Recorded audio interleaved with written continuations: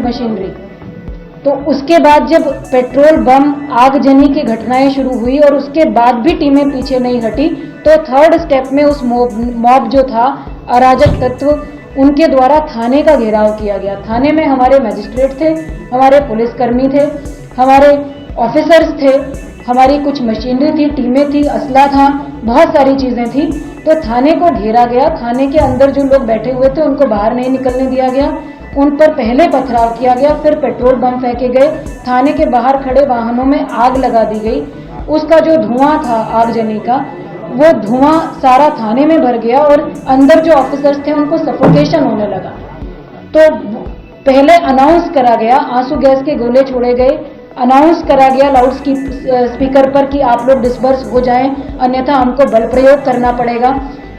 उसके बाद पानी की बौछार भी अग्निशमन के माध्यम से करी गई ताकि उस आग को बुझाया जा सके और जो लोग अंदर फंसे हुए हैं उनको सफोकेशन से बचाया जा सके, ये भी किया गया।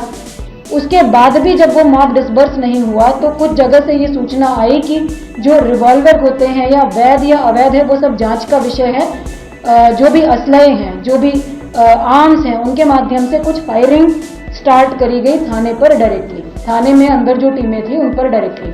उसके बाद जो है फोर्स इस्तेमाल करने के आदेश दिए गए, कर्फ्यू इम्पोज करा गया, फायर ओपन करने के आदेश दिए गए। कमर के नीचे फायर ओपन करने का हमारे स्थानीय मजिस्ट्रेट ने वहां ऑर्डर किया। इस स्थिति को देखते हुए, हमारी टीमों की सुरक्षा को देखते हुए, उसमें फोर्स हमारा जो मैक्सिमम यूज हुआ वो थाने के प्रोटेक्शन में यूज हुआ।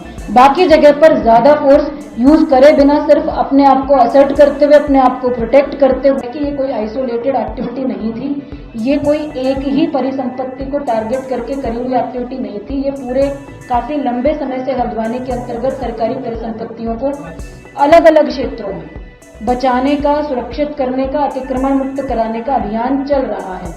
उसी के क्रम में इस प्रॉपर्टी पर, जो कि खाली प्रॉपर्टी है, जिसमें 2 स्ट्रक्चर्स हैं जो कहीं पर भी ना तो किसी धार्मिक संरचना के रूप में रजिस्टर्ड है, ना ही किसी प्रकार से मान्यता प्राप्त है।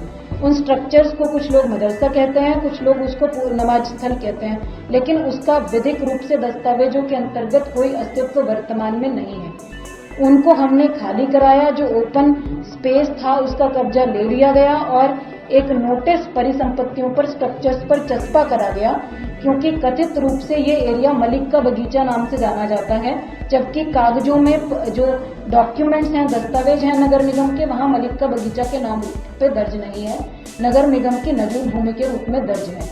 तो इन स्ट्रक्चर्स पर नोटिस चस्पा करे गए और खुद से ही अपना अतिक्रमण 3 दिन के अंदर हटाने के निर्देश दिए गए। 3 दिन के अंदर अतिक्रमण न हटाए जाने की दशा में या तो अपने अभिलेख प्रस्तुत करेंगे जिससे स्वामित्व सिद्ध हो सके, या तो हटाएंगे, अदरवाइज नगर निगम द्वारा हटा दिया जाएगा। ये बिल्कुल क्लियर इंस्ट्रक्शंस संबंधितों को 30 तारीख को